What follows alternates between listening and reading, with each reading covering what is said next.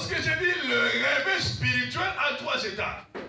L'avant-réveil, c'est généralement le moment ou la période où on vit une certaine vie qui n'a rien à voir avec le Seigneur, ou sinon qui n'honore pas forcément le Seigneur dans plusieurs domaines. Parce qu'on peut être chrétien, mais être les pires, par exemple, des mauvais cœurs. On peut être chrétien, mais on peut être les pires, négligents. Imaginez, nous connaissons nos églises. On peut trouver dans les églises des hommes et des femmes qui ont le type de païens qui sont à l'extérieur de l'église. C'est-à-dire, l'avant-réveil, c'est le moment, c'est la période où il y a des choses dans la vie de l'homme qui forcément n'honorent pas le Seigneur. Ce n'est pas entièrement, mais dans certains domaines de sa vie. Et c'est justement ce qui est arrivé à cet enfant. Il était bien dans la maison de son père. À un moment donné, il s'est dit non, je dois partir parce que j'ai ma liberté, je veux vivre ma liberté. Il prend son argent, il part. Mais quand il est parti, ce n'était pas pour investir, pour avoir beaucoup d'argent davantage. Ce n'était pas pour commercer. Il est parti, la Bible nous dit, il a vécu dans la débauche avec l'argent de son père. En autre terme, avec la bénédiction de son papa. Il a vécu une vie dont sûrement son papa, s'il pouvait le voir au loin, là où il était, le papa allait vraiment être désolé. Il a vécu une vie de péché, comme nous pouvons le dire. Il a vécu une vie qui n'avait rien de conforme avec le standard qu'on pouvait attendre de lui. Et qu'est-ce que cela produit comme conséquence? Cela produit comme conséquence la dégradation, la dépravation, la descente. Parce que quand on n'est pas collé avec Dieu, quand on ne vit pas éveillé, bien aimé, qu'on le veuille ou pas, je ne vais pas anticiper les messages que vous suivre, mais quand on ne vit pas éveillé avec Dieu, qu'on le veuille ou pas, sa vie est manipulée par Satan. On peut croire qu'on est en train de prendre des résolutions. On peut croire qu'on est en train de prendre de bonnes décisions par rapport à notre argent, par rapport à notre âge, par rapport à notre papier, par rapport au standing que nous avons dans la société. Mais si vous n'êtes pas éveillé avec le Seigneur, tout ce que vous êtes en train de faire, ça profite à Satan. Or, ce qui profite à Satan ne reviendra jamais pour te bénir. Parce que ce que Satan fait, c'est quoi? Dérober, égorger et détruire. C'est ce qui est arrivé dans la vie de cet enfant. De cet enfant, l'enfant au réveil était une ville qui n'a cessé de dégringoler. Dans la maison de papa, servi parce qu'il était le fils à papa, servi par les serviteurs, gérant les petits argent de poche qu'on lui donnait. Mais quand il a pris la décision de partir, la vie a commencé à dégringoler. Jusqu'à ce qu'il s'est retrouvé au très bas niveau de la société. Mais le moment de réveil, qu'est-ce qui caractérise le moment de réveil? Ce qui caractérise le moment du réveil, c'est la décision. Quelqu'un dit avec moi la décision. La décision. La Bible a dit ceci. Il aurait bien voulu se rassasier les carouches qui mangeaient les pourceaux, mais personne ne le lui en donnait. Au verset 17. Et ça, c'est une petite phrase qui est vraiment très encerclée dans ma Bible depuis que j'ai cette Bible. Étant rentré en lui-même. La décision. Vous savez, le réveil, ça ne vient pas criant. Le réveil, ça ne vient pas sautillant. Le réveil, ça ne vient pas en disant, ah, vraiment, Le réveil, c'est un état intérieur des cœurs. On peut l'exprimer à l'extérieur ou pas, mais c'est le cœur qui décide. Et on ne le force pas. La décision de savoir que non, j'ai tout perdu. La décision de comprendre que non, je vis dans la débauche. La décision de vouloir changer sa situation. C'est ça, l'implication du réveil. Et c'est là où le réveil commence. Le réveil commence par un état de cœur.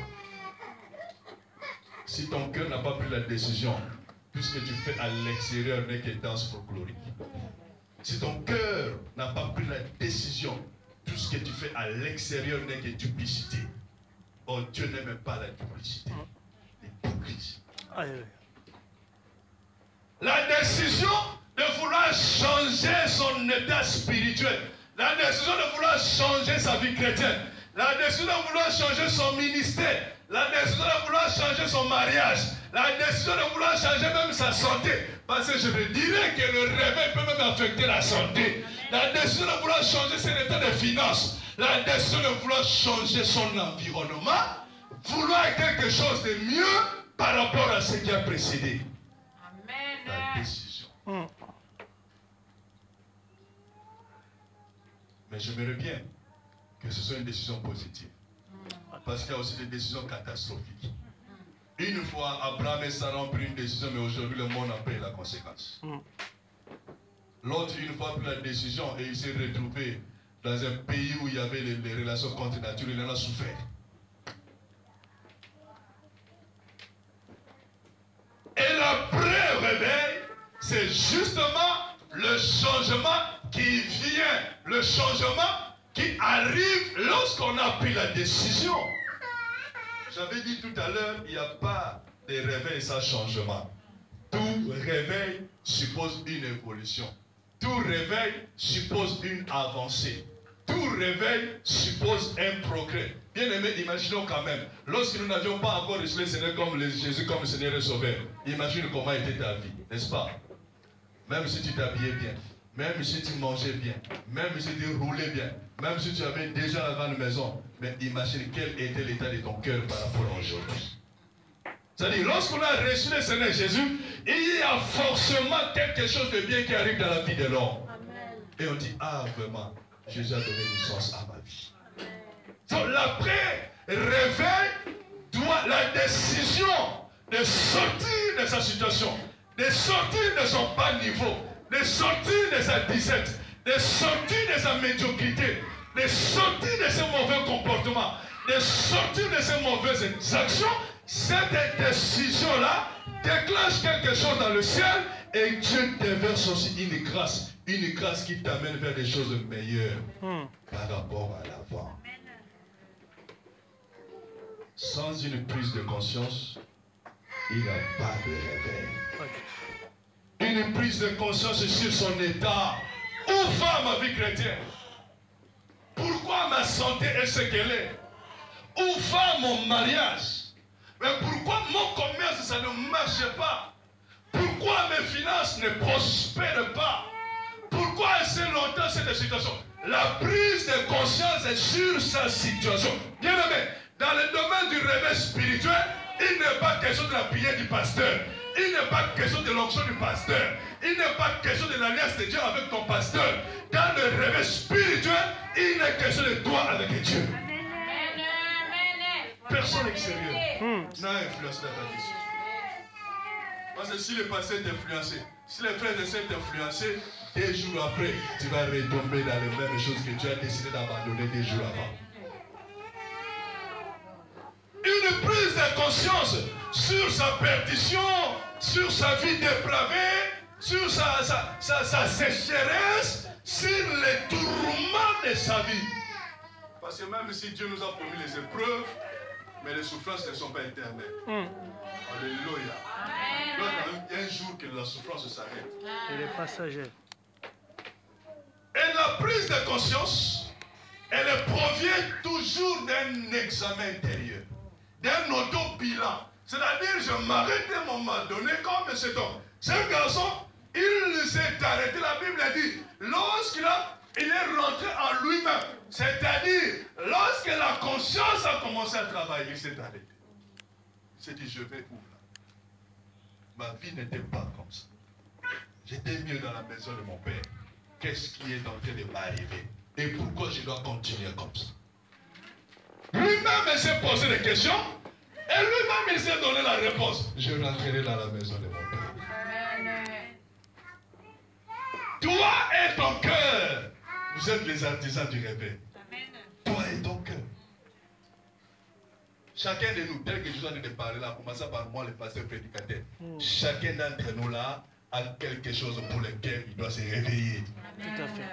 Tout le monde. De toute façon, vous savez bien aimer la perfection de ne pas laisser monde. Mais la Bible nous a appelés d'aller de progrès en progrès. Étant rentré en lui-même, la tête a tourné, le cœur a commencé à palpiter, à battre. Et là maintenant la conscience est revenue. Il a fait son examen, il a dit non, je ne t'ai pas comme ça. Je ne t'ai pas comme ça. Et je dis encore que le réveil s'accompagne toujours d'une volonté de changement. C'est là où maintenant intervient la pensée de s'assumer.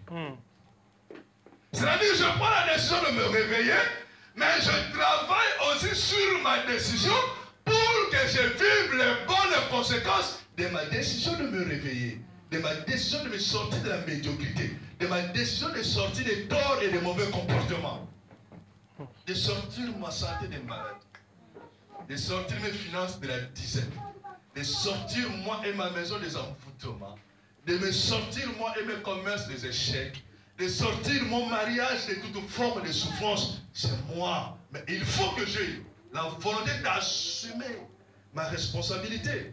La Bible dit ceci. Dans le passage où nous avons lu au verset 18, il dit, je me lèverai et j'irai vers mon Père. Personne ne lui a dit. Mais c'est la décision de changer sa vie qui avait comme conséquence de retourner dans la maison de son Père. Il avait cru trouver le bonheur quelque part, mais il ne l'a pas trouvé. Parce que même son patron préférait donner la nourriture aux animaux quand lui son travaillait. Donc à ce moment-là, il n'avait que son papa qui pouvait avoir le cœur pour encore le réaccueillir. Puisqu'il a pris la décision et doit rentrer en lui-même, il dit, je me lèverai, j'irai vers mon Père et je lui dirai. La volonté de voir les choses changer. La volonté d'assumer les conséquences du réveil. Je veux que mon mariage change, mais demain tu es la même personne. Je veux que ma vie chrétienne change, mais demain tu es la même personne. Je veux que mon ministère change, mais demain tu continues avec les mêmes choses que tu faisais avant la décision. Mais ce n'était pas un réveil. Ce n'était pas un réveil. Je veux que mes finances changent. Alors si j'ai pris la décision de réveiller mes finances, je dois commencer à faire les choses bibliques qui amènent aux finances de se réveiller. Si je veux que la guérison soit mon partage, mais lorsque je prends la décision qui est finie, je dois aussi assumer mes responsabilités pour faire les choses qui garantissent la guérison. Vous savez, la Bible dit ceci. Dans leur détresse, ils crièrent à l'Éternel. L'Éternel a envoyé sa parole. Et sa parole a fait quoi? L'Éternel a envoyé quoi? Sa parole. L'Éternel a envoyé quoi? Sa parole. Maintenant, si toi, dans ta maladie, tu ne vis pas la parole, comment tu veux que la parole te guérisse? La parole ne te guérira pas. Vous savez, Dieu a envoyé un prophète pour dire à Ézéchias, Ézéchias, tu vas mourir. Fais ton testament, arrange les choses avec quelle belle mort. Il a au moins le temps de laver les habits, de repasser, de ranger, de préparer les notes et les cahiers pour les David et consorts, pour dire que non, ici j'ai rangé ceci, ici j'ai rangé cela. Lui, il était homme spécial.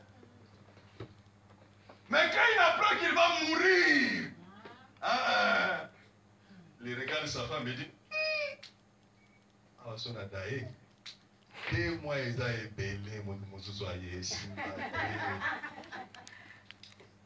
il regarde les enfants et dit, ah, ça, un diplôme à femme, baccalauréat dans mon inanouté.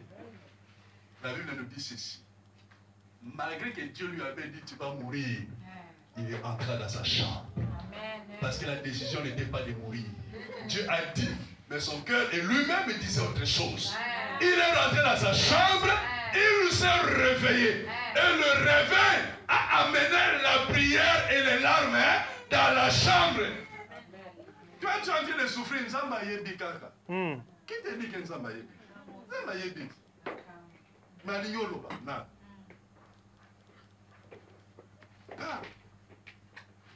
Dialogue. Complote un peu avec Dieu. Dieu aime qu'on complote avec lui. Dieu aime le complice, ça lui fait du bien. Ézéchias n'a pas accepté la situation comme ça. Ça a déclenché une prise de conscience.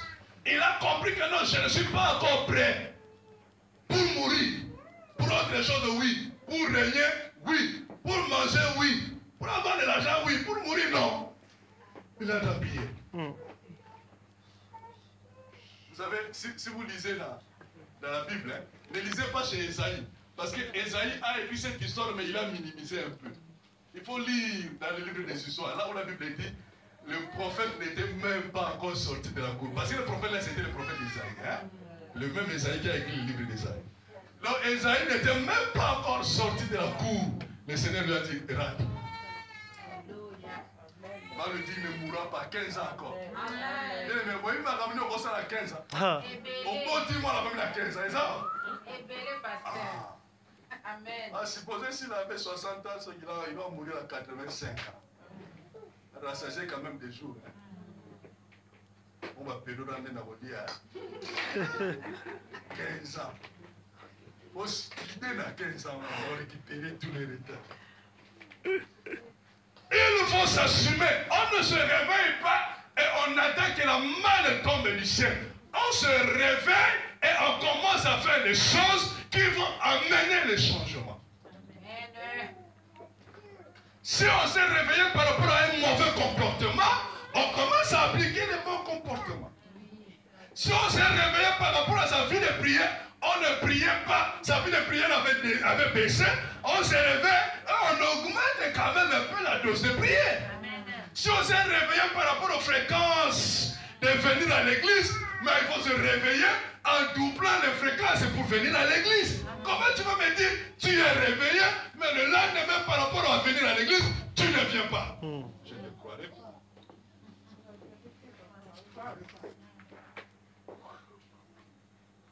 Je ne croirais pas. Tu dis, je crois, je ne suis plus malade. Mais quand on te dit demain, vous savez, moi, là, pendant que je suis en train d'écrire, si j'étais une autre personne, je n'allais pas être là. Là, je suis en train de vous dire la vérité. Si j'étais une autre personne, j'allais partir là, je souffle au passé, dire, mon frère, débrouille-toi quelque chose. Pendant que j'étais là, vous ne savez pas ce que j'ai vécu. Vous ne savez pas. Et là, vous ne savez même pas. Mais Jésus est plus fort. Amen. Alléluia. Amen. Si le réveil là-dessus de se réveiller, c'est par rapport aux finances. Tu te dis, ah, moi je suis pas bon comme un cas où je vais changer. Mais demain encore, on dit, non, tu commences à suspecter. Mais c'est que tu n'es pas réveillé. Oh, la Bible dit, celui qui épargne à l'excès, s'appauvrit. Voilà pourquoi dans nos églises, il y a beaucoup de pauvres. Les gens qui ont des salaires, mais les pauvres. Ne crois pas que quand tu as les salaires, c'est que ça te fait de toi un homme riche. Le fait de manger, ça ne fait pas de toi un homme riche. Le fait de t'habiller, ça ne fait pas de toi un homme riche. Le fait d'avoir une maison et une voiture, ça ne fait pas de toi un homme riche. Être riche, c'est autre chose. Et le problème, c'est que nos églises sont remplies de gens comme ça, mais de pauvres. Vous savez, les pauvres, ça mange aussi. Hein? Ça dort aussi, ça se réveille aussi, ça s'habille aussi. Alléluia. Alléluia. Amen. Je dis encore que tout vrai réveil s'accompagne toujours de la repentance. Quelqu'un dit avec moi la repentance. La repentance. La repentance, c'est quoi? La repentance, c'est tout simplement l'acte de regretter les torts et les maux qu'on a commis. C'est ça la repentance. La repentance, ce n'est pas l'erreur que nous faisons. Maintenant, on va demander à Dieu de nous pardonner. Tu commences à... C'est pas ça la repentance. Ça, c'est confesser. Or, la repentance est plus puissante et plus profonde que la confession. Et de toutes les façons, sans une bonne repentance, il n'y a pas de confession. Voilà pourquoi nous disons beaucoup de blablabla. La repentance, c'est quoi? C'est lorsque le cœur souffre par rapport à un péché qu'on a commis. Le cœur te reproche. Le cœur te dit non, c'est mal, c'est mauvais. Dieu n'a pas aimé et tu as conscience effectivement que ce n'est pas mauvais. Et ce cœur-là, quand il te reproche, ça te pousse à ramener, à retourner maintenant en confession au Seigneur. Un vrai réveil passe par une vraie repentance. L'enfant l'a fait. Au verset 21, il dit ceci. Là, quand il est arrivé devant son père, imaginez, hein, son père l'a déjà accueilli et son père l'a déjà embrassé. Mais qu'est-ce qu'il dit? Oh Père, je péché contre le ciel et contre toi. Ça, c'est la conséquence de la repentance. Mais déjà dans son cœur, il a souffert du mal qu'il a commis. Et pourquoi seulement aujourd'hui je prends la décision de changer au Padre Gatité. Il y a plus de ça Nzambe. Mais Funda n'est pas Nzambe. Nzambe n'a pas qui pour lui. Lélo n'a pas de sauter. C'est comme ça que Dieu envoie son esprit pour assumer le monde au continuer dans la bonne résolution que tu as prise. Il devait le bien monter pour ma peine à yake dans l'hyposoté. Mais c'est le qui les avoue et les délaisse. Obtient quoi? Miséricorde. C'est-à-dire avouer et Délaisser. ne pas avouer aujourd'hui et sortir ici avec l'embryon de ce que tu as avoué ici. Non, avouer et délaisser. Au fil de la votre moutema, délaisse. C'est là votre église. On va trouver une église pour faire de la mine dans moutema qui est aquí. Il y a les bandes. Vous voyez, ça, il y a les bandes dans le royaume. Il y a un système aquatique à récupérer, il y a un biotonné. C'est la vérité, pasteur, prêche. C'est lui qui avoue et qui abandonne ce qu'il a avoué. Il abandonne ce qu'il a avoué et c'est celui-là qui obtient la miséricorde de Dieu. La miséricorde. Vous savez, bien aimé, la vie chrétienne, hein, ce n'est pas ce que nous sommes en train de vivre là. La vie chrétienne, elle est plus profonde que ce que nous sommes en train de vivre. La vie chrétienne, ce n'est pas ça. Ce n'est pas louer, ce n'est pas chanter, ce n'est pas pleurer, ce n'est pas taper les mains. Ce n'est pas ça la vie chrétienne. Ce que nous sommes en train de faire, c'est des rites. La vie chrétienne, c'est une réalité de vie intérieure. Voilà pourquoi des fois nous prions, nous gênons, nous crions, rien n'arrive. Tout simplement parce que Dieu ne nous voit pas dans les choses dans lesquelles nous devons être. Dieu ne nous voit pas comme nous devrions être. Chacun fait les choses à sa façon. Vous avez chaque chrétien, tel que nous sommes là, chaque chrétien a sa petite Bible. Et dans sa Bible là, ce sont des versets que lui-même a écrits. Des chapitres que lui-même a développés. Dans la grande Bible de l'Oudou, c'est écrit tu aimeras ton prochain comme toi-même. Dans sa Bible, lui, il a écrit tu aimeras la personne, l'homme et la femme qui te fait du bien. Ça, c'est dans sa Bible. Alors, si toi et lui, vous n'avez pas de rapport, vous n'avez pas d'intérêt, il n'y a rien. Oh, laisse tomber. Tu peux beau avoir le matin, là, ça ne te concerne pas. Tu peux beau soumettre ton problème à l'église et jamais tu seras pour lui un sujet de prière. Il peut visiter tout le monde, il peut appeler tout le monde. De toute façon, même ton nom, il n'en a pas dans son téléphone. Il y a des gens, chacun a sa petite Bible qu'il a développée, dans lesquelles il a développé des versets, des chapitres propres à lui par rapport à ses intérêts. Dieu lui donne. Dans les Bibles de certaines personnes, ils ont écrit chacun pour soi, Dieu pour tous. Comment mal? Mais là, dans l'entretemps, nous sommes dans l'église de Jésus. Hein? Nous sommes dans l'église en train de le servir. Enfin, croyant le servir. Lorsque Dieu a envoyé Jonas à Ninive, Ninive c'était une ville païenne. Dieu envoie son serviteur pour aller leur dire qu'à cause de leur péché et de leur monde, de tout ce qu'ils ont fait, ils vont mourir. Ça, c'est le plus grand réveil de tous les temps. Est-ce que vous savez ça? Hein? Avant et après Ninive, il n'y a pas eu de réveil comme ça.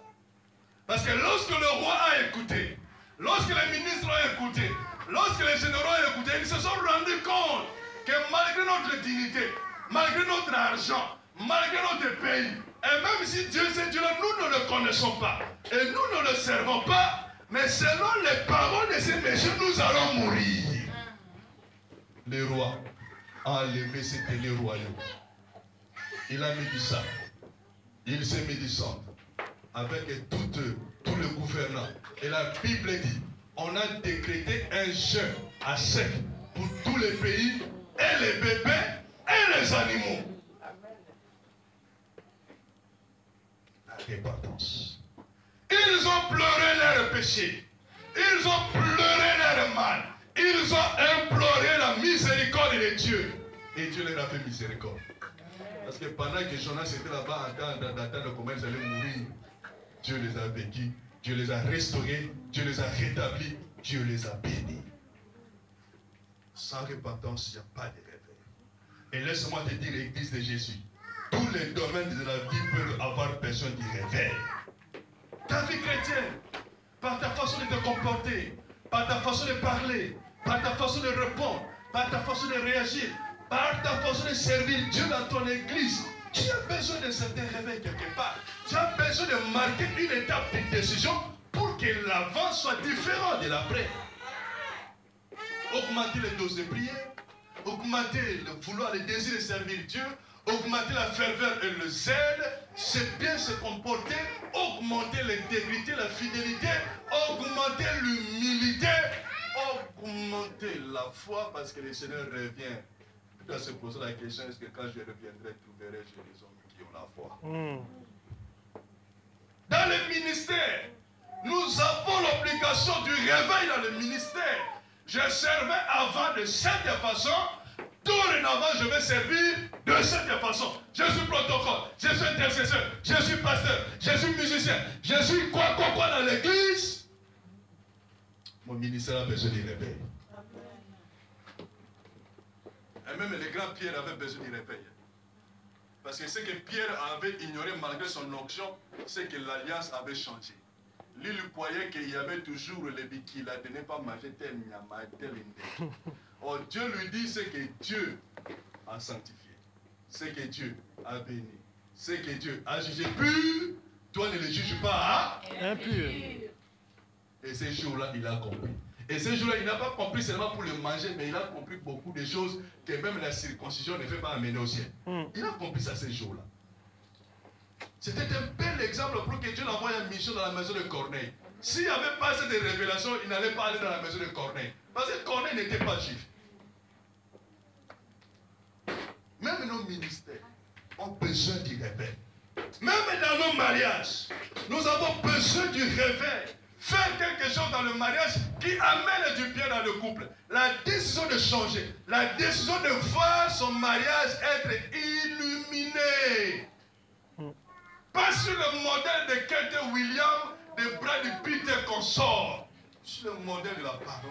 Amen.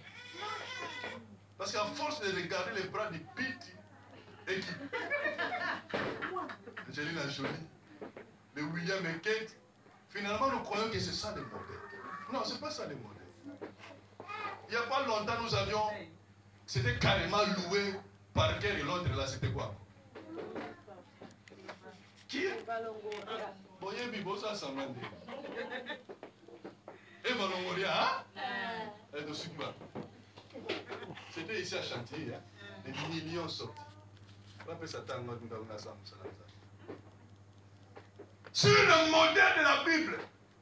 Pas sur le modèle de maman, sur le modèle de la Bible. Restaurer ton mariage par une décision. Bon, on a la famille, on a mobile de la la verset nini, la Bible nini. On a mobile pour combien de temps, on a bon, on a la famille là, yo. Et il y a des foutants en dago, foutants en maille, foutants en courant, et les salariés sont malades. Les diables, on ne peut pas déstabiliser le couple. Parce qu'il y a une fissure, parce qu'il y a une fenêtre qui est ouverte. Abigail a vu la mort arriver dans sa maison. Mais à cause de sa sagesse, il a amené le réveil. La mort a été écartée. Même si son mari est mort plus tard, mais au moins lui a eu la vie sauve. Oh, si David était arrivé jusqu'à la maison ce jour-là, Abigail allait mourir. Sephora a eu la révélation. Ce que je suis en train de sentir là, c'est pas normal. Et tel que j'ai appris de mon mari, tel que j'ai appris de cet homme-là de l'air Yahvé, cet épée qui arrive là, mon mari va partir, je vais rester veuve. Même si Moïse était dans la distraction, en train de ronfler. Parce que vous savez, nous les hommes, nous ronflons bien. Hein? Lui, il s'est réveillé pour sauver son foyer, pour sauver son mariage. Il a amené le réveil de son mariage. La femme sunamite a amené le réveil de la fécondité dans sa maison. qu'elle avait besoin d'un enfant. La Bible dit, le serviteur demande que cela a besoin. Il dit, non, non, non, je suis plus au milieu de mon peuple. Ça dit, il a même oublié. À cause de d'autres abondances, il a oublié. Le prophète a remarqué que non, il n'y avait pas d'enfant. L'enfant arrive. À cause d'une bonne action. À cause d'une décision de réveil qu'elle a assumée. Mais il y a des gens qui amènent la mort dans leur mariage. Des gens comme des Anania et des Saphira. Alléluia. Des gens qui croient qu'ils sont plus intelligents que le Saint-Esprit. Mais tu peux être plus intelligent que le pasteur, mais pas plus intelligent que le Saint-Esprit. De toutes les façons, laisse-moi te dire que dans une église, il n'y a jamais de plus intelligent que le pasteur. Le pasteur est toujours plus intelligent que toi. Amen, c'est la vérité. Toi, me dis, pasteur, là, tu as exagéré. Je vais t'ouvrir la Bible et je vais te montrer. La Bible dit c'est à la bouche du sacrificateur qu'on recherche la sagesse. Le sacrificateur, c'est moi, c'est pas toi. Alléluia. Amen. Alléluia. Amen. C'est vrai ou c'est faux? C'est vrai. C'est biblique, ce que je vous ai dit. On peut ressusciter, ne pas être comme Anania et Saphira qui amènent le sommeil dans leur couple. Mais soyez comme des Prisca et des Aquilas. Soyez comme des Abigail de la femme qui amènent la lumière dans leur foyer, dans leur union. Et cela profite à tout le monde.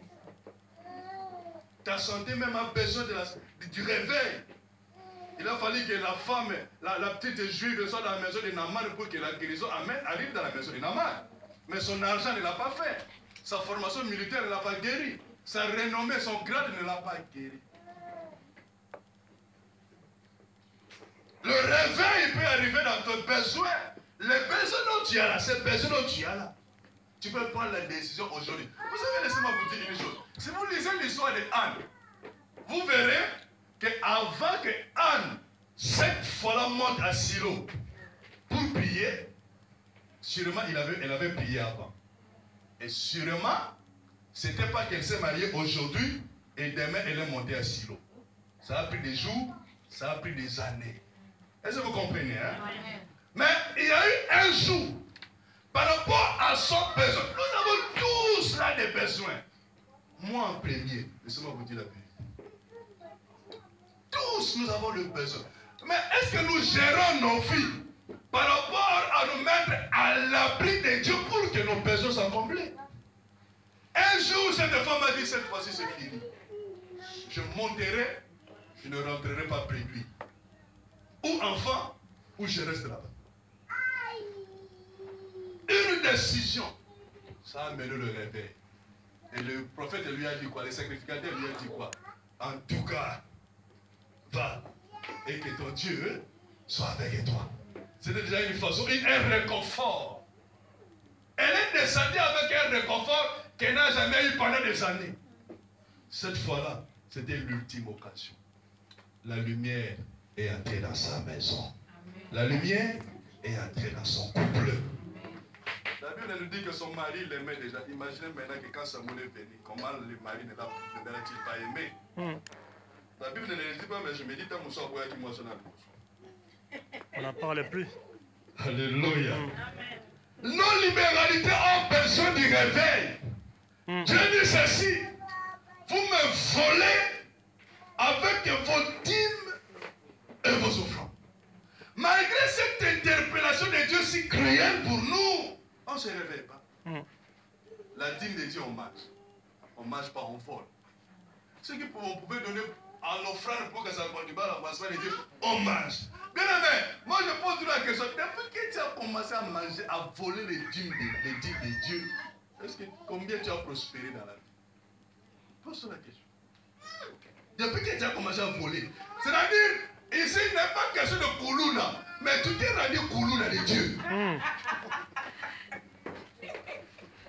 Tu braques Dieu chaque mois. Tu voles Dieu chaque mois. Véritable Koulouna. Quand critiquer Koulouna, ma tête, n'a pas Koulouna.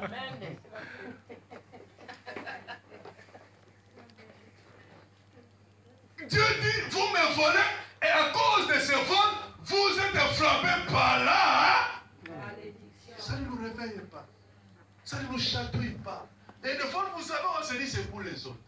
Moi, j'ai mon papier, j'ai ma voiture, j'ai ma maison. Je n'ai pas payé les dîmes, j'ai ces choses. On sait que ça ne change rien. Détrompe-toi, bien-aimé. La Bible dit, il y a un jour de Dieu sur terre pour tout homme arrogant. Si aujourd'hui Dieu n'a pas encore frappé, il y a un temps qui viendra. J'ai pris pour toi que le temps n'arrive pas. Parce que 3 jours dans le ventre du poisson, tu ne sais pas à quoi cela signifie. Tu ne sais pas qu'est-ce que tu vas vivre dans le ventre du poisson. Tu ne sais pas. Le réveil, voilà pourquoi nous pleurnichons à tout moment financièrement. Salaire ou pas salaire, nous pleurnichons. Nous pleurnichons. Et quand un impératif arrive, il faut voir comment nous sillons là, nous transpirons pour solutionner l'impératif. Il faut voir. Tout simplement pourquoi? Parce que nous n'avons pas ouvert la fenêtre de la lumière du réveil pour pénétrer dans nos finances. Tant que tu ne paieras pas tes dîmes, tant que tu seras négligent dans les offrandes, laisse-moi te dire, Dieu ne viendra jamais être le défenseur de tes bénédictions et de tes biens. Peut-être que tu es assis là, tu n'as pas 5 euros, tu n'as pas 10 euros, tu n'as pas 20 euros pour donner les offrandes. Mais avant d'arriver ici, tu as dépassé autant de distributeurs de billets. Ton banque là de bien ne peut pas aller, tu l'as dépassé quelque part. Mais tu t'es dit non, nous avons dit qu'il y en a encore dans la poche. Non, Dieu sait que tu n'as pas l'argent dans la poche, mais Dieu sait que tu as l'argent dans ton compte. Quand on honore Dieu, quand on aime Dieu, on s'arrangera pour s'arrêter quelque part. Retirer son offrande pour venir honorer Dieu, adorer Dieu avec son offrande. Nous sommes en train de parler du réveil. C'est-à-dire l'après qui est différent de l'avant. La Bible dit on ne se manque pas de Dieu. Assez longtemps nous manquons de Dieu. Même dans les petites choses trop simples, nous nous manquons de Dieu. Même dans les choses qui étaient à notre portée, nous nous manquons de Dieu.